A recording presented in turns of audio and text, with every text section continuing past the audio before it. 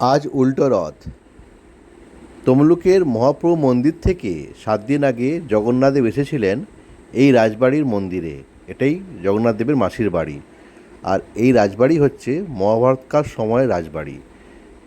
এই রাজবাড়ি নিয়ে আমার একটা ভিডিও রয়েছে আমার চ্যানেলে, আপনারা পারলে দেখে নিতে পারবেন এর ইতিহাস নিয়ে। আর এই রাজবাড়িতেই এসেছিলেন ভগবান কৃষ্ণ এবং অর্জুন। তো চলুন দেখে নিই এই রাজবাড়ির উল্টো রথ। আজকে উল্টো রথ। তো এই উল্টো রথে মহাভারতের সময়কার যে রাজবাড়ি, তাম্রলিপ্ত রাজবাড়ি, তাম্রধর রাজা যেটা বানিয়েছিল, যদিও সেই রাজবাড়ি এখন মাটির তলায় চলে গেছে। এখন যে বর্তমান রাজবাড়ি রয়েছে সেটি তার পরের প্রজন্ম বানিয়েছে। তো সেটা হচ্ছে এখানে যে মহাপ্রভু মন্দির রয়েছে, সেই জগন্নাথ দেবের মাসির বাড়ি হচ্ছে এই রাজবাড়ির মন্দির। তো এখানে ছিলেন 7 দিন। তো আজকে উল্টো রথে বেরিয়ে যাচ্ছে জগন্নাথ দেব, বলরাম এবং মা সুভদ্রা। তো রথে উঠে গেছে, একটু পরেই রথ টানা শুরু হবে, চলে যাবে আবার মহাপ্রভু মন্দিরে।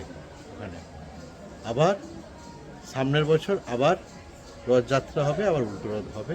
তো এখন রয়েছে এই রাজবাড়ির যে মন্দির, প্রায় এই রাজবাড়ির যে বংশধর এবং যে ইতিহাস প্রায় 5000 বছর পুরনো, এবং এটি মহাভারতের সময়কার রাজবাড়ি। কারণ এই রাজবাড়ির রাজা কিন্তু কৌরবদের হয়ে যুদ্ধ করেছিলেন এবং দ্রৌপদীর সংঘর্ষ সভাতেও উনি ছিলেন, এবং এই রাজবাড়িতে ভগবান কৃষ্ণ এবং অর্জুন এসেছিলেন, তার গল্প আছে। এবং সেই নিয়ে যে ভিডিও বা গল্প, সেই নিয়ে আমার চ্যানেলে একটা ভিডিও আছে এই রাজবাড়ির ইতিহাস নিয়ে, পারলে আপনারা একবার দেখে নেবেন।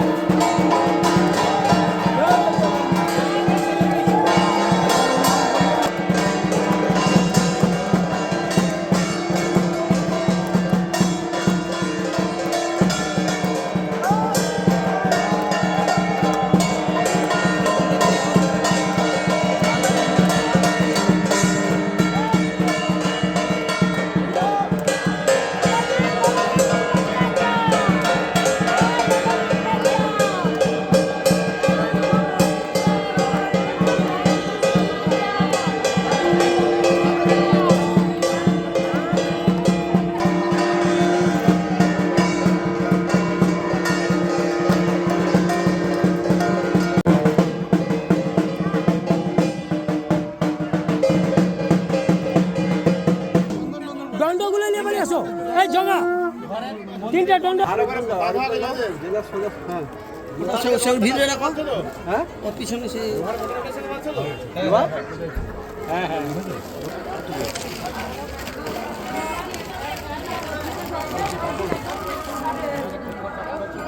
সেই কাপড় গায়ে দিলে আগের গুলো না উপরে বাঁধা হয়েছে দু সাইডে বেঁধে দিচ্ছি যেমন পেয়েছে দু সাইড হালকা ইয়ে হতো আর সেই কথা একটু দক্ষিণ দিকে চলে গেছে হ্যাঁ ও ঠিক আছে একটু পরেই শুরু হয়ে যাবে উল্টো রথ। আর তমলুকের রাজবাড়ি থেকে এই রথ বেরিয়ে গোটা তমলুক শহর প্রদক্ষিণ করে পৌঁছে যাবে মহাপ্রভু মন্দির, সেই মহাপ্রভু মন্দির যেখানে মহাপ্রভু চৈতন্য মহাপ্রভু দুবার এসেছিলেন। আবার থাকবে 1 বছরের অপেক্ষা। তো আমি বেরিয়ে যাব, আরেকটা জায়গায় যাব। তো আপনারা যদি চান তো আমার চ্যানেলটা সাবস্ক্রাইব করে দেবেন আর বন্ধুদের সাথে একটু শেয়ার করে দেবেন। ভালো থাকবেন, সুস্থ থাকবেন। নমস্কার, টাটা।